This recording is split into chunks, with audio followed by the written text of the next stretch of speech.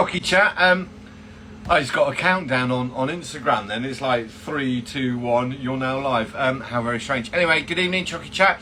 It's been a while because I bunked off last week because we had a certain young lady whose birthday was 13 years, 13 spins around the planet. That's gone really, really quickly. So we were off enjoying, overeating, doing all kind of things you should do, right? On a Friday night. Howdy. Scottish Chocolates, how you doing? Linda there, I can see. You're going to send some hellos and some waves out. How's everybody doing? We're episode 142. It is the 12th, it's the 12th of July. 160 something days till Christmas. I don't know, I made that up then. Linda, how are you? Chocolate Spicy, hello, there's lots of people here. Paula's there, how you doing? Paula, Stuart, Blind Chocolatiers up there in Staveley in Cumbria, which is the most beautiful part of the world. Coco Flakeman, how are you? Some lovely chocolate there. Some Coco Flakeman does some really nice stuff. You'll do really nice stuff. I do look through Instagram and it's like Friday I kind of get all the tags of stuff, some of the things that get posted during the week. I am absolutely in awe of. I know that I posted some stuff this week which were how to do this design, how to do that design. There's lots of posts next week. What I'm trying to do is put a collection together of if you knew all the techniques. So this relates to, well, the very empty shelves of Coke. It's not empty. We're fully stocked. That's just orders that are going out. If you knew all the techniques, and this is a thing with design, right? If you knew all the techniques, so if you knew how to do spirals, you know how to do fades, you know how to do ripples, you know how to do taping, you know how to do the marble effect with the cling film. If you listed all those kind of techniques that you kind of know how to do, what you then do is just apply different colour formats to it, and that's kind of where it comes from. There are not that many designs actually. As I go through and kind of catalogue all the different things that I can do, and it's kind of from speckles and streaks and all different bits and pieces. What I'm trying to do with the post is just do that catalogue of here are all the techniques. Now you've got all the butters, and what that should give you is a good standard and a good showcase for what you can do, because as you add different technique layers in, so you could do a bonbon with 2 or 3 techniques and 2 or 3 colours and you'll get something very unique kind of to you. So there's some nice posts coming out next week which are all scheduled, I think Monday, Tuesday, Wednesday, Thursday, Friday. No, I'm not posting on Friday because then doesn't work for me posting on a Friday. So what we're doing is we're just trying or I'm trying to catalogue all the different techniques, all the different things that you can do, and then just apply different colours to it, because I think that's where the creative side comes to. I get an awful lot of emails, certainly a lot of messages saying, what else could I do to this bonbon? It kind of doesn't look finished, and it's not honestly for me to say. I think that you have to layer techniques up. So that's what we're doing. We're kind of going through all that stuff this week. So Anya from Denmark, hello. Nettie, I can see. Linda and Jordan, Ethan, Bradley Chocolates, they're in Napa Valley. Coco Flakeman, it's her birthday. Let's say happy birthday to Coco Flakeman.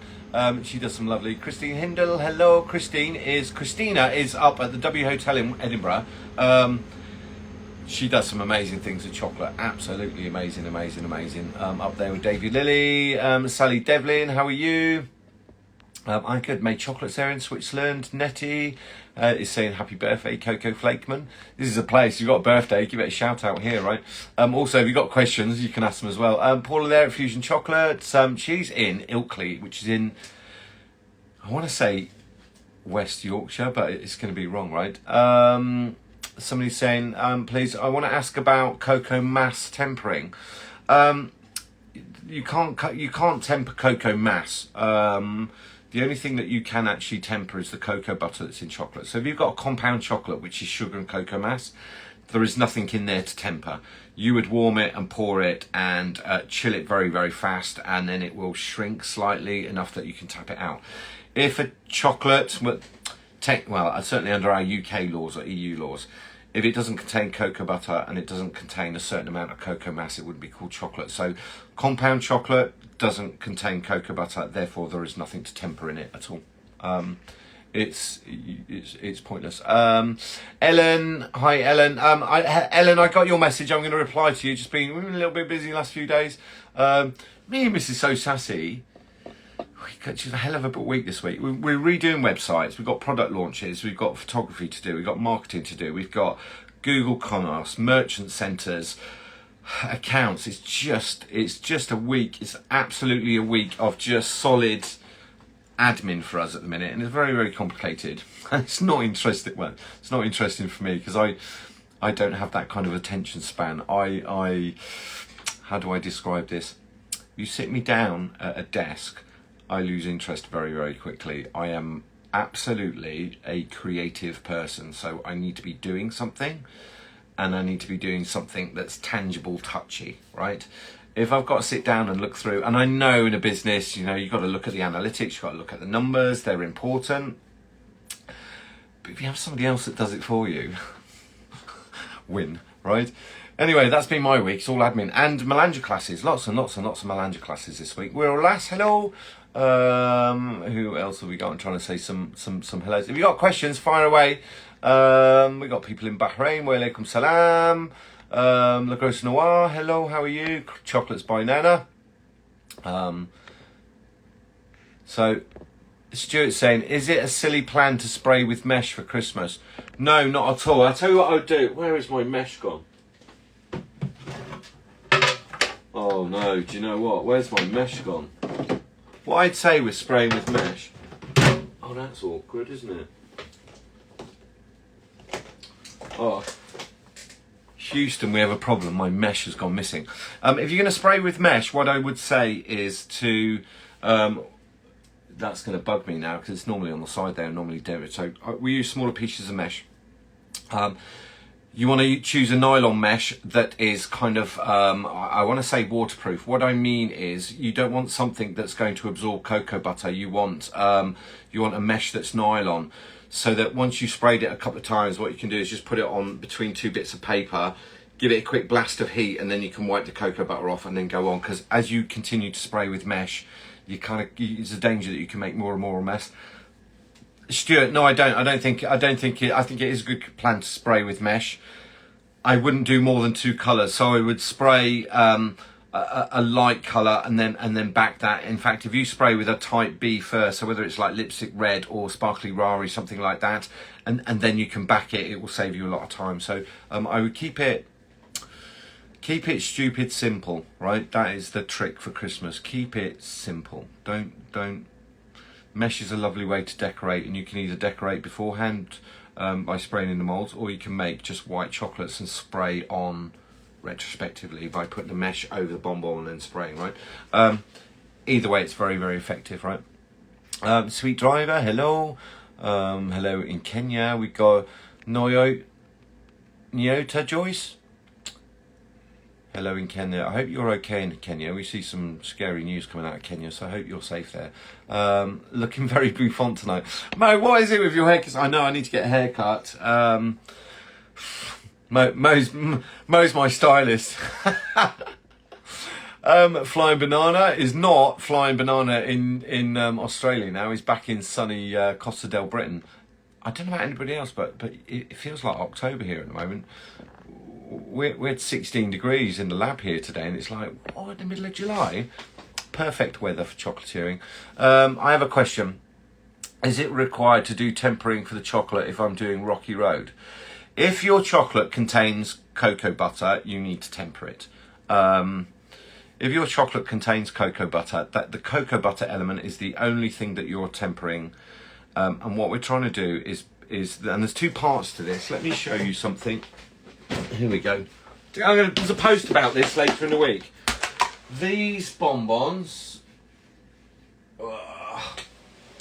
those bonbons were made with chocolate that actually ended up like that. So those came from that. That one underneath, they're not bloomed, they're absolutely perfect. The difference is these ones were cooled properly, and when that went onto the silicone mat, it wasn't. Okay, so on the other side you can see it is lovely and shiny, okay, because that cooled down fast, okay. But that side, because it didn't cool down fast enough, all the fats, the cocoa butter rose to the surface, and then it solidified because it didn't cool fast enough. So we got two things when we're tempering, and I know a lot of instructors don't want to talk about time, and the time is really, really important. You've all kind of heard me say this before. When we've done the shell, let me get them all. The only thing that we're tempering is the cocoa butter. Then we need to consider time, and then we need to consider temperature. And the time and temperature are kind of very, very crucial. We can temper the chocolate, we can temper it with silk, we can make sure it's absolutely perfect. We can stick our little spatula in it and go, yeah, look at my amazing temper. That's cooled very quickly. When you put it into the mold and you tip it out, and then we turn it upside down, we'd wait for that chocolate to go dull. For me, then it's like another 8, 9, 10 minutes maximum, right? And then we put it in somewhere where it's kind of 14 degrees, so it cools very, very quickly. Here's the thing. What's happened with this is because this hasn't cooled fast enough, all those fats that are floating around in it, and you'll see it when you're stirring chocolate, right? You get a bowl of chocolate and it's tempered and you stir it. When you look over the top, you can see that it doesn't quite look mixed because it's not. And then the beta crystals that are in there, if we get that to cool fast enough, everything gets trapped. So we create these long strands of beta crystals. They're kind of like the skeleton that's in chocolate. If we cool that fast enough, it will set as it is, and it'll have a lovely kind of dull finish to it, and all those crystals will bind up and it will give us the snap. The other thing that beta crystals do is they will shrink. We call that retraction, but let's change that word to shrink, because we can all understand what's happened. Retraction, contraction, depends what side the mold you're looking at, really, doesn't it? Like chefs and their posh words. If we just stick with the word shrink, I put my chocolate in, it was tempered, and by tempered we cooled it fast enough and we formed beta crystals. We then poured it in the mold, we tapped it out, we scraped it, we left it killing, we will leave it, it starts cooling down and it goes dull. Then if we put it into a very cold space, it will shrink and then it will come out of the mold. That's all that's happening on a real simple terms, right? The one that's here, that hasn't cooled fast enough. On that side it did, because that side is nice and shiny and that side was touching the mat. That side was facing the air, and because of how thick it was, it didn't cool fast enough, which is why all the fat rose to the surface. So bloom happens because either the temper wasn't good enough, so there weren't enough beta crystals to trap everything quickly, or it didn't cool down fast enough, in which case the room temperature is too high. Maybe we need some air circulating over it to dry that surface and trap everything. And then what does happen with chocolate is that side, which would be facing the mold, right? That side dries quite quickly, and then that side, if we don't cool it, we get bloom. Okay, and that's all the stuff. But what happens is that side dries, and then that center bit is still quite liquidy, and this bit produces the blooms, which is why we need to drop that temperature quite quickly. Ideal temperature is around about 14 degrees, and it can change depending on room temperature and humidity. Without making it sound too complicated, if it's got cocoa butter in it, you've got an opportunity to temper it, which means we just got to get all those crystals aligned, and we do that by dropping the temperature of cocoa butter quite rapidly. If it's chocolate that's got cocoa butter in it, which you should be using chocolate with cocoa butter in, if we can force that to cool down quite rapidly, we will trap everything in its layer as it is, so we won't see any bloom, and then also it will shrink and then it will come out of the mold. So time and temperature is really, really important. You can temper it all you want, you can stick your spatula in and go, look, there was my temperature, but this is cooling faster than maybe this would.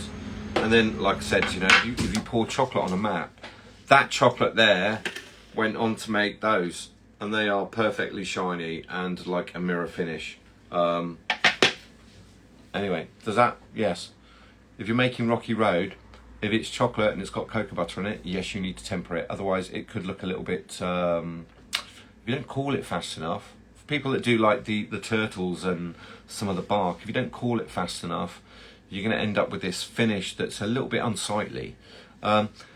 bloom doesn't hugely play. If it's just surface bloom, it's not offensive to eat. It just looks unsightly, right? Eventually, you will get that snap. So, question on silk: can you melt slightly the next batch that goes in and add old silk to quick start the process? And yeah, what temp can you slightly melt it?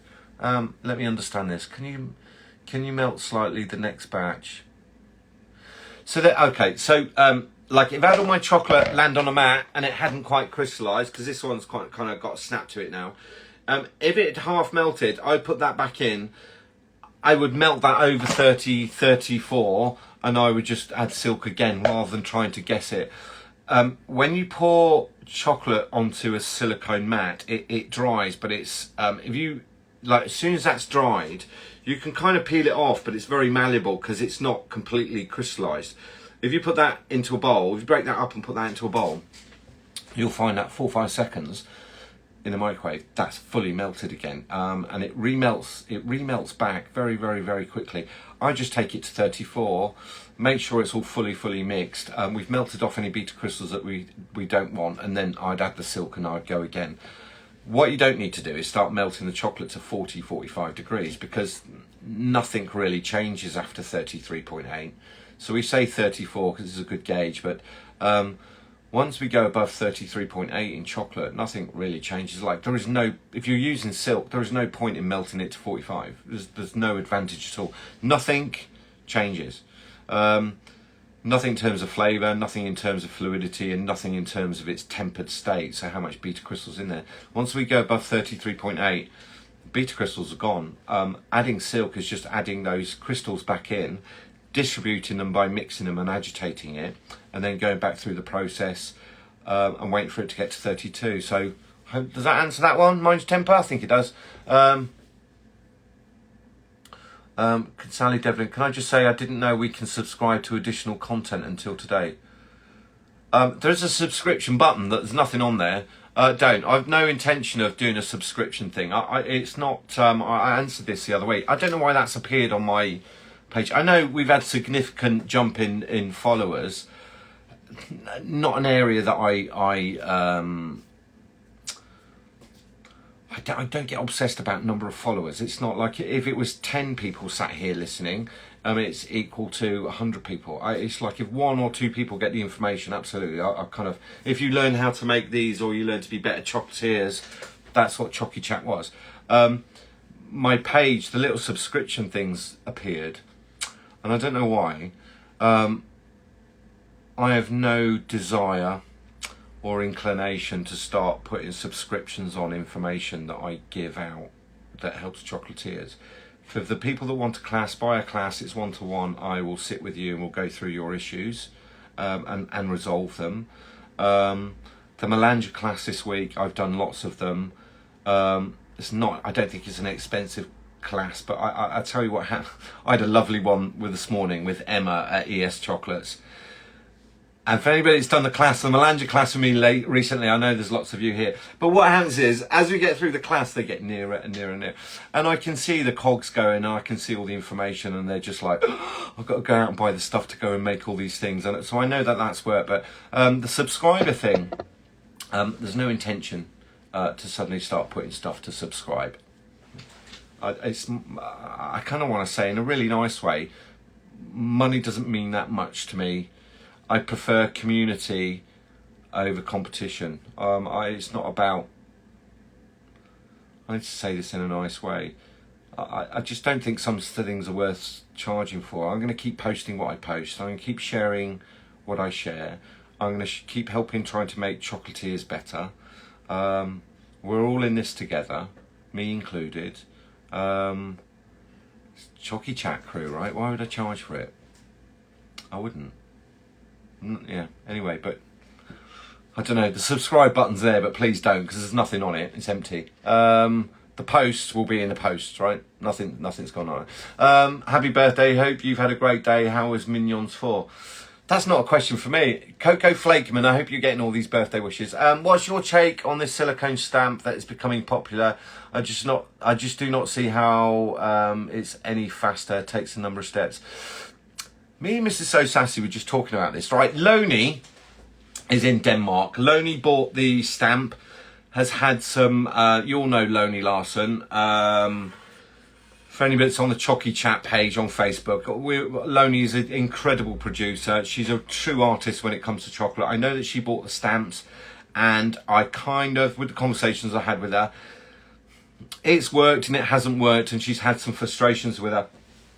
For anybody that's seen the post with the red luster dust and the alcohol on a really low, really low pressure, right?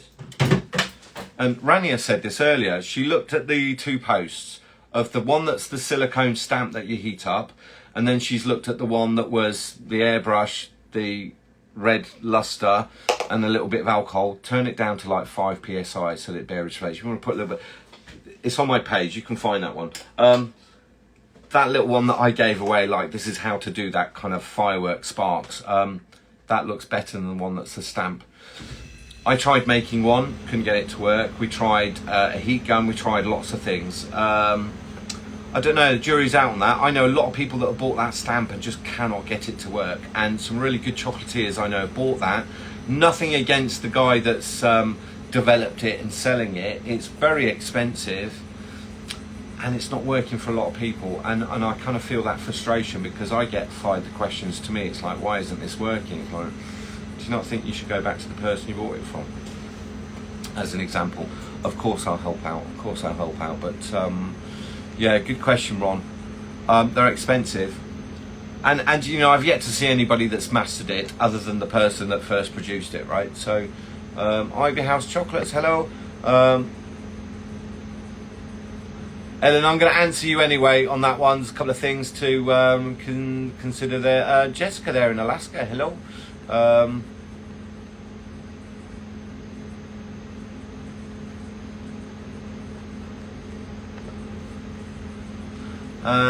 Mist Max, how do you temper ganache with silk? Is it the same as chocolate?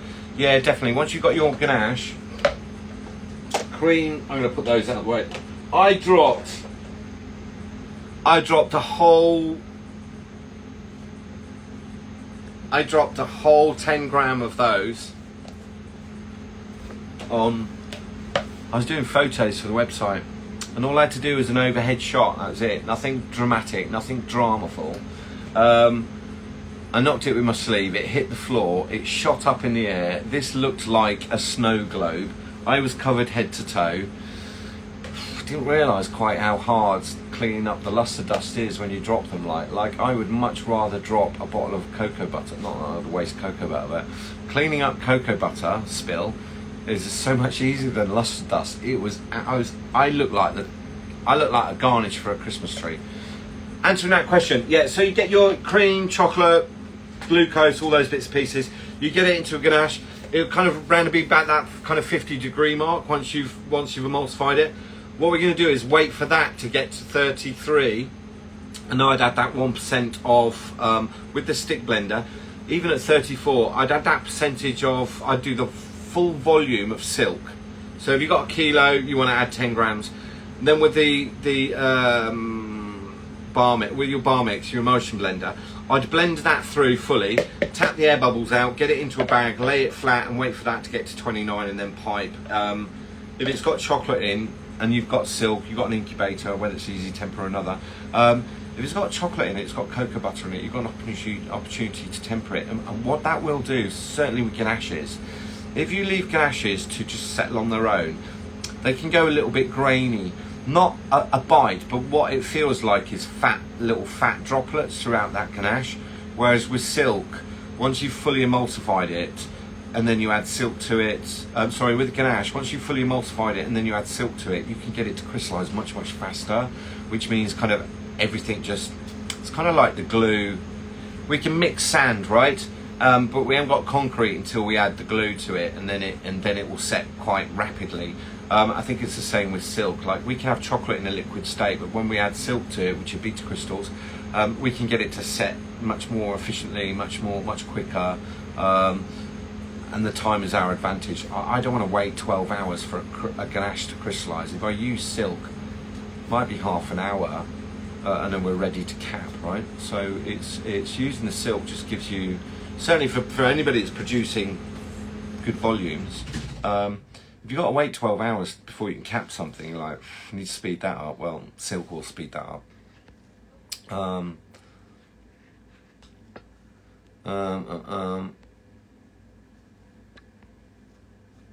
Let me just go through. No, I haven't got long hair at all. Question: I temper cocoa butter. How you teach the airbrush for beginners class, but it cools down way too quickly. Suggestions on how to keep it in temper for longer.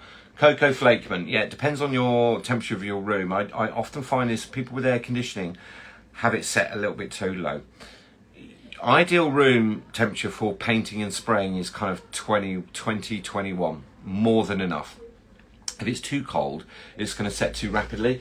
Couple of things you can do: hairdryer and warm it up from the top. Warm it a little bit underneath. I tend to balance mine on the dehydrator, so I will balance mine all up on here.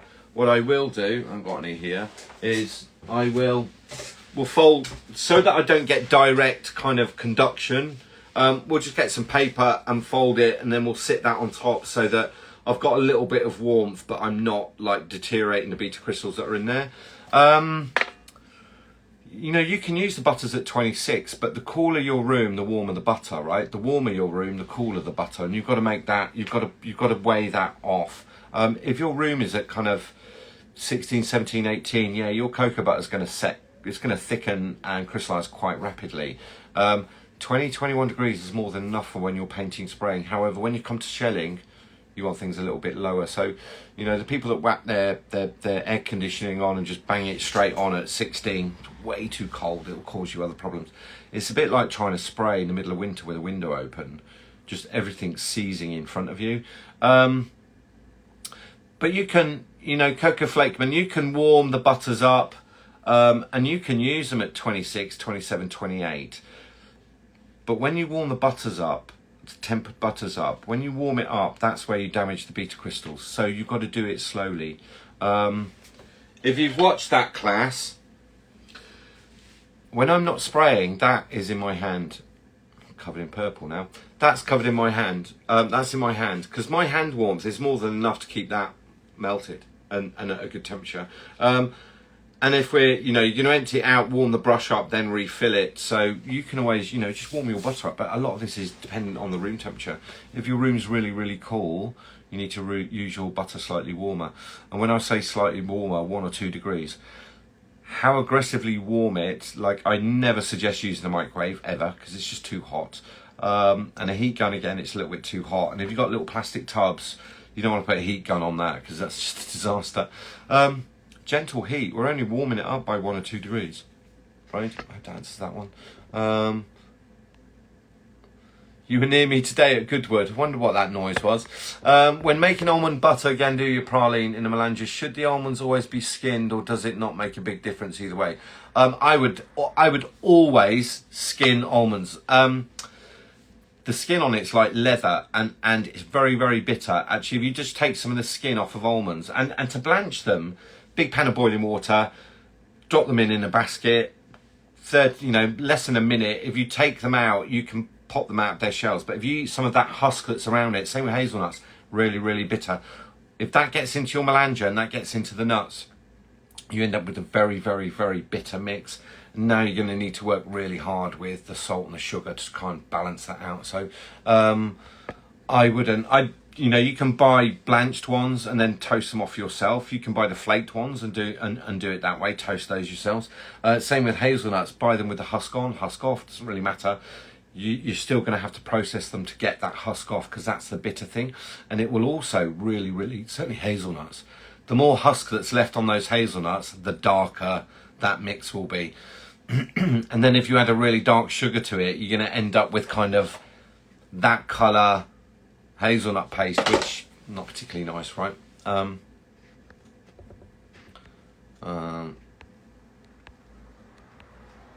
Let me scroll through. Question: if you were reading a recipe book and the recipes is for a slabbed ganache, would you be able to use these recipes for piping?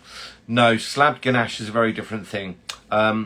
Slabbed ganache is so that it can be cut on it's generally much, much further. So you you wouldn't be able to pipe it. It would be too thick to pipe. So slab ganache is, as we said, it's for setting into the triangles that we'd then cut it with a guitar, because then it would go on and be enrobed. And enrobed chocolate needs a firmer filling because it can't be that liquid, right? So slabbed ganache and then pipeable ganache are different things altogether. Jason. Nadia, you're welcome. You're not late, never at all. There's Loney. I can see Loney. Hello. Okay, let's see what else have we got. I got a question earlier in the week. Hello, Inacudor. Hello.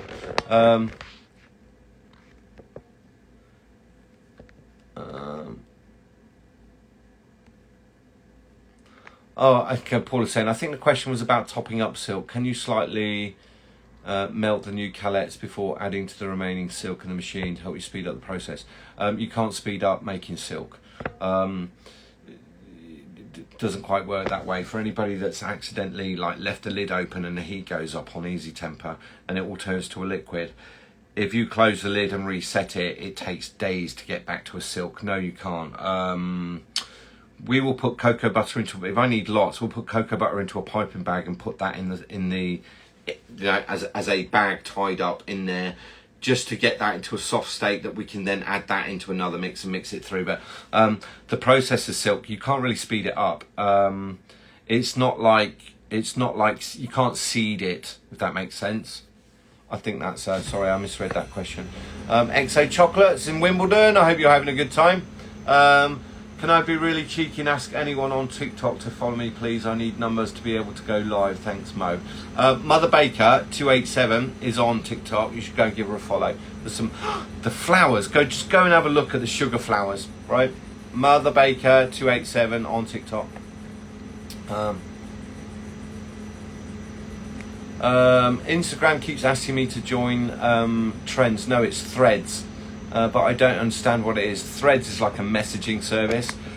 I haven't joined it. I got enough to keep up with all the things that I'm doing. I don't know about Threads. I think it's their version of Twitter X, right? Can't say it's been hugely popular. I keep getting messages to join Threads, and it's not, it's not for me. I think you've got to decide. I think with social media, like we do YouTube. I don't really do Facebook a huge amount, although I've got the catalogues on there. Kind of Instagram and YouTube are my thing. There's other chocolatiers that only do TikTok and they do a little bit of Instagram. I think you've got to decide which one you want to put your effort into. I prefer Instagram. I just find it easier to work. Facebook, just like we all know that I don't go on the forum for various reasons. Anybody read anything this week? Lovely thread with myself and Dallas, who were put in our place by being told, what would you know about chocolate? Imagine telling Dallas, what would you know about chocolate? It's like, okay, he's only one of the biggest producers in the Northern Hemisphere, but you know what would he know? We had a giggle about that afterwards. It's like, okay, we're going to get back into our little corner where we don't know anything. And we were proper upset. We can honestly say that I was over it in a second. Threads, I don't know. I do Twitter, but not a huge amount, or they call it X now. I don't keep up. It's you've got to decide which one you want to do. So, Christian there in Colombia, in Bogota. Hello, Fat Dog Chocolates. I love your post. You're welcome. Posted some good posts coming out next week. I think we try and post things, or I try and post things that I think people would find helpful, that kind of relate to, can you be a better chocolatier? Can I help you understand some of the things that seem to be very, very complicated? The stuff that I post, I try and get all the information in it, because there is nothing worse than these posts that are, look for this tutorial, and they've just sprayed some colour and done a shell and there's nothing else there. It's like, that's not a tutorial, that was nothing, right? So I'm trying to be the opposite of that if I can. Let me see. So Emma's there. I had a lovely meeting with Emma this morning. ES Chocolates is in Australia. ES Chocolates, and you should give Emma a follow. Actually, she's an incredible chocolatier, and the whole focus was on taste. So we had a meeting this morning, and it's fascinating. We were discussing flavour release and how we can speed up or slow down or heighten the flavour of one thing or elongate a flavour of another. And I love those sciencey conversations or those technical conversations on, not that I don't appreciate every class, but occasionally I get a class where it's like, you know, I'm kind of thinking about what I have to do and what are the solutions to their problem in their business, and why has this worked and why hasn't this worked, and why does flavour get diluted, and that was a really nice meeting this morning. And then I had to run away early because I had another meeting booked with website designers, and it was just like, I was just kind of getting into my flow. But Emma, she woke up or thinking about nut paste. If anybody that's done the Melangers class with me, your life is like, you see nuts and you're like, oh, I need to buy it. I can't make a nut paste with that. I can't make a seed paste with that. All good. It's all good. Susie Floozy, Sparkly James. The Dyson has never looked more fabulous, right? The Dyson looked fabulous once I hoovered up the gold flake, right? Maggie's joined us. How are you, Maggie? It's Marvellous Chocolates. I hope you're well. Good afternoon. What colour gun would you recommend for a complete beginner in chocolate? From Latvia. If you have a look at your notifications all piling in now. If you go and have a look at the highlights on my Instagram profile, there are lists of all the equipment that I use, and I'm not sponsored by any products at all. The only brands that I actually do any work with is Thermapen, who I can't recommend highly enough. I just think Thermapen are, in terms of a thermometer, it's the accuracy, and in chocolate, accuracy of temperature is everything. But if you go and have a look at those, all the items that I use, all the airbrushes, all the bits and pieces that I use, and the things that I bought myself that I teach with and I coach with, because I teach home producers, you'll find all my little links there. The airbrush that I recommend is really good value. It's not expensive. It's cheap enough that you can buy a few of them. You can replace the needles. You can find spares. It's a good little brush, and I know there's lots of people in Chocy Chat like this airbrush. Some people in Chocy Chat own more of these than me. True story. You can do a lot with these once you understand how they work. And why would you buy one expensive one when you can get 3 or 4 or 5 for the same price and give yourself alternatives of just having one to spray white with, which is a game changer, and then having different size needles depending on what you want to do, right? So yeah, go and have a look at the links in my Instagram, and it will, it's the highlights area. It's like the little round circles above my profile, and it's like the stuff that I use and the colours and all those bits and pieces there, right? So Mrs. So Sassy's joined us. All right, we're only halfway through. Just brilliant. Philippe Vieira, how are you, sir? Trilly Chocolates in Ireland there. Gosh, everybody gets I wasn't here last week, so everybody's kind of, I kept getting messages going, is there no chat tonight? I want to see my friends.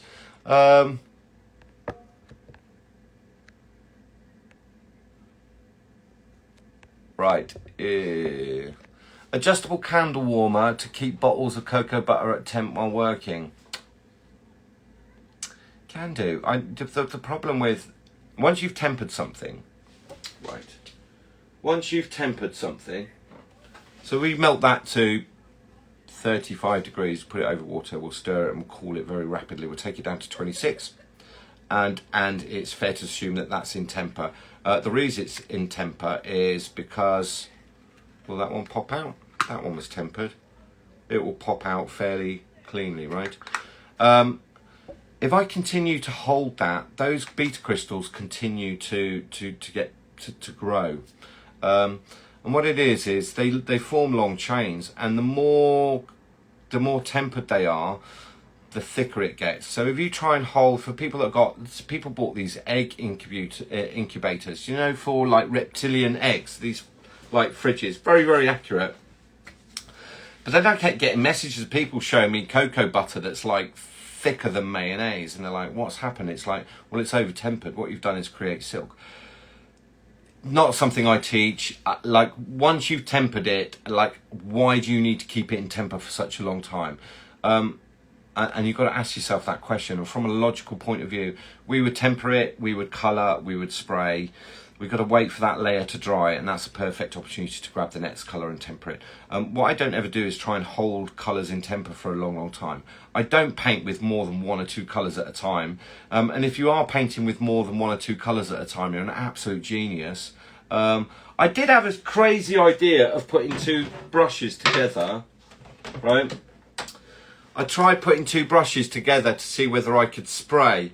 And it was an absolute it was a disaster because I couldn't get them to sit straight, and they were it was just a horror story. I was on the right train of thought, but then I was like, well, we'll just grab a bigger brush and a bigger needle and we'll be able to spray that way. But if you know, what's the reason? Why do you need to hold cocoa butter for so long? And what is it that you want to achieve by that? Because if you think that you're going to temper all your colours and get them all ready like a palette and then paint, you've still got to wait for one to dry before you can paint the next one. So what's the point? Logically, we would always I'm covered in glitter and cocoa butter now. We would always temper one, use it, let that dry and crystallise, and then grab the next one, right? So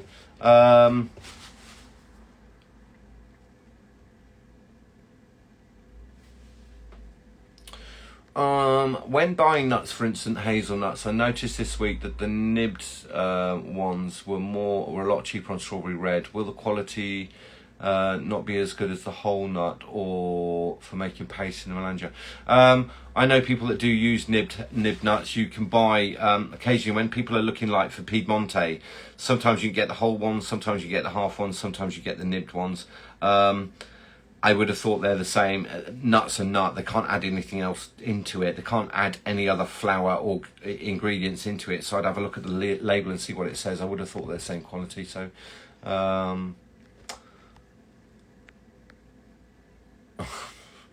Linda, you're not, don't worry, threads, treads. Yeah, it's not my thing at all. Levoka chocolates, hello. Chocolate creams in Iran, walaikum salam. James ruined the I did not ruin it at all. It's really, the Dyson is really glittery. It's aesthetically pleasing to look at.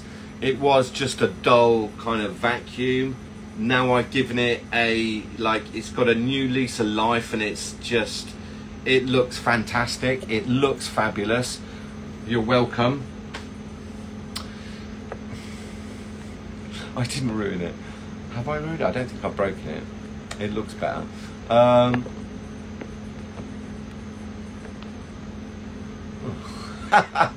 Maggie, you are allowed to say that. I'm interested in, Deb Davies, I'm interested in experimenting with flavours like geranium, lavender, violet, rose. Any tips on the best way to start, just a beginner? All those flavours work. All those flavours, some of those flavours like geranium, whether you steep it in the creams, we get the rose geranium's really, really nice. You got different things there. So you've got the I'm going to get shouted at now. Please don't. I redecorated the mop. You also greased it. Yeah, I also broke the steam mop. Yeah, greased it. I broke the steam mop and I decorated the Dyson. Turned out, it's a good week, right? Turned out well. No, you're welcome. I took it on myself, Mrs. So Sassy, to glow up some of the accoutrements of our home. Well, I should be happy. That's how I'm going, and you should be grateful. Yeah. You're not. You don't seem grateful hugely. I think. I'm worse than my children. Wow. It was going well up till this point, wasn't it? It's 9:15. There was always got to be an argument at some point, isn't there? What was I going to say? Interesting experiment with flavours like rose, geranium. So things like lavender, you need to be very careful of. So lavender, we're using not the flower, but we're using the stem. Same as geranium, we'll be using the leaf and the cellulose in it, because that's what kind of leaves are made of. So we kind of want to toast any liquid out of it and dry it slightly, and then put it into a cream to steep. Things like rose, you can use the petal, you can use the flavour drops. they're nice. Just be very, very careful that some of those flavours, like rose geranium's really, really nice. You just got to be very careful that it doesn't end up tasting soapy. And what I mean is, like if it goes too far, it ends up tasting like a perfume rather than an edible filling. So you just got to be really, really careful with them. Linda's spraying tonight.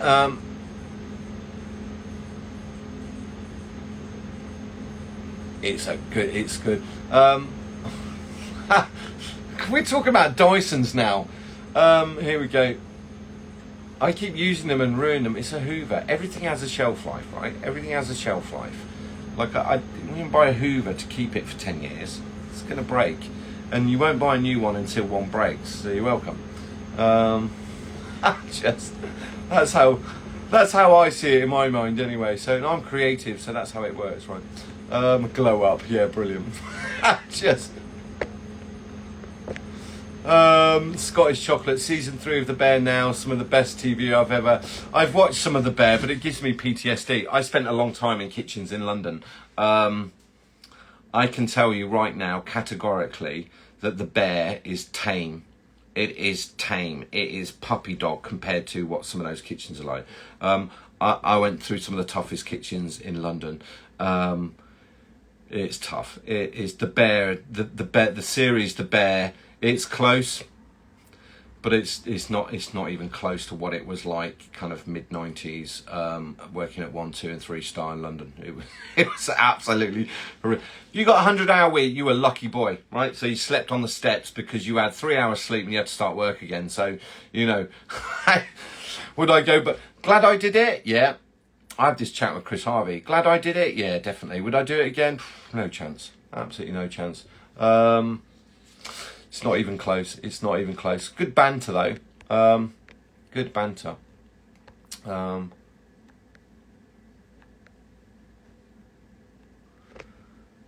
they wouldn't get into trouble for like garnishing the Dyson, or although I don't know what I did to the steam mop, but like if anybody has got a steam mop, what a game changer, right? What an absolute game changer. Brandy and I are really easily pleased. We bought a steam mop, like, why didn't we ever get one of these before? so sad. So sad. Hello. Send some more hellos and some more waves out there. Who else? Anybody else got any questions? We're 8:20. Jason, I'll never work in a Michelin-starred restaurant again.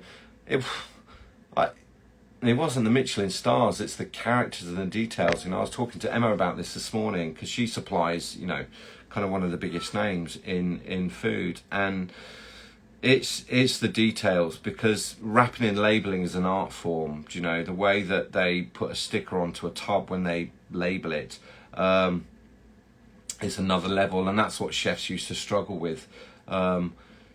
They just couldn't get that level of detail. Forget the food, but just the quality of information, where it's shared, the way they communicate, the way they verbally and the way they write things. It's meteoric. It's an absolute art form, right? Because, you know, people would come walking through the kitchen, guests and what have you, and you're expected to open your drawers mid-service, and it was expected to be like a showpiece. And if it wasn't, look out, right? Just... yeah. Ariel Mayberry, any new colours? No, we've got the cocoa pearls, which I've kind of explained. These are the cocoa pearls. So we're looking at launching these. This is going to be September time. Okay, so these are for colouring white chocolate. I've got another one here. These are the tubs that they will be in, and it's got a tamper-proof top on it, so that when you get them, you'll have to break the seal, right? But these are little cocoa pearls. Show you what they look like. These are for colouring white chocolate. One of those will colour. Well, that's white, so that's not the greatest example. This is a green one. One of those there will colour 75 grams of chocolate, right? So it's actually 67 grams. One of those will colour 65 grams. So 6 of those six of those will colour 400 grams of white chocolate. So if you're moulding, shelling or piping, we did them in smaller pellets so that you can get a little bit more accurate, because if you had 400 grams of white chocolate and you wanted to make it green, you've now got some options where you could say add 3 yellow and 3 blue, but you could also do 4 yellow and 2 blue, or you could do 5 yellow and 1 blue, or derivatives of, to give you a much wider palette without having to cut them down. So they've gone through their trial, they've gone through their development, they've gone through all the bits and pieces.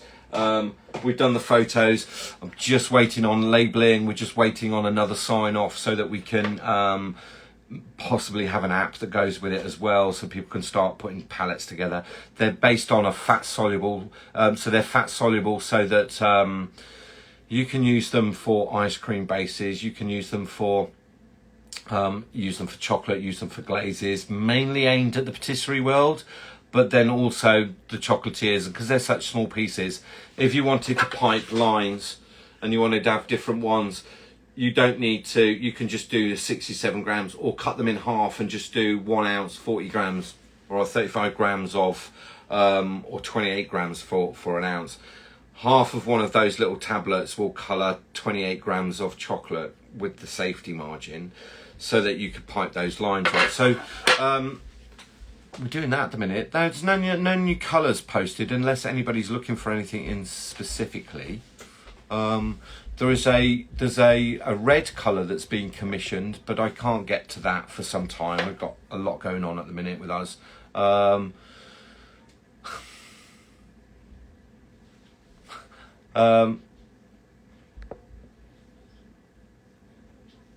Anyway,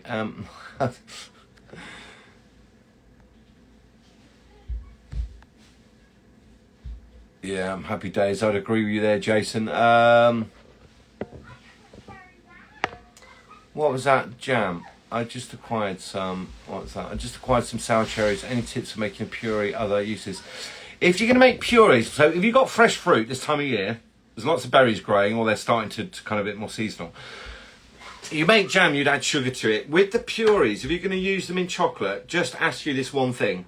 Just put the fruits in a pan on a really low heat with a really tight fitting lid, ideally some cling film over the top of it. Don't add sugar, don't add water. All you're going to do is make a puree, you're going to blend it, you're going to sieve it, and then we've just got a straight puree. If you start adding sugar to it, how much did you add? Because then if you want to use it in a ganache or you want to use it in a pâte fruit, you need to either remember how much sugar you put in there and how much water you put in there.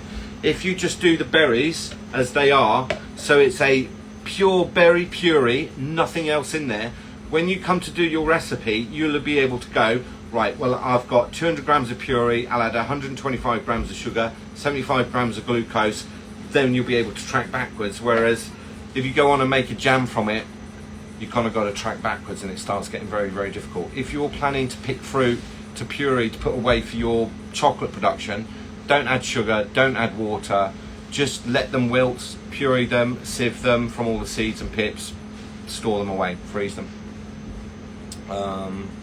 Here, there, what they're doing in there. So Hashim, hello. Right, what time we got? It's nearly that time. Yeah, there's Linda, there's an example. Start a rum top, right? Did I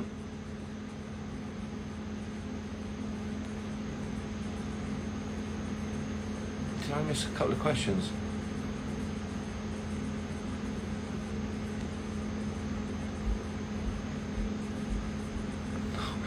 No, I didn't. Right, it's nearly past. I'm going to get away because I've got stuff to do and I've got Ribena to drink. I've got some chocolate to review this week called D'Amore chocolate. So I'm going to have a review of that. Quite interested in that one. It's an Italian brand, kind of new kid on the block. So really well priced. I'm going to have a look at that this week. Got a lot of tasting to do. Measure it up against some other chocolates. Lots of new posts coming out this week. So I think Monday, Tuesday, Wednesday, Thursday. What else we got? I know that looks bare up there. It's not. We have got lots of colours in stock. I just not stocked up again because I do all the packaging from in here. Right, I mean, we make them somewhere else, but we package them in here. So I'm going to get away. If you've got questions, fire them over during the week. Classes are still going. They're all live on the website. We're just really busy in the background, just getting stuff done to launch a new website, to launch new products, to do all these bits and pieces. Now is the time that you should be writing down all your stuff so that you've got a plan together when we get to end of September, which is not that far away, right? And then we start the chocolate season again. But everybody have a lovely week. Sorry I missed you last week. We were birthdaying Sophia's 13th birthday. Got a teenager in the house.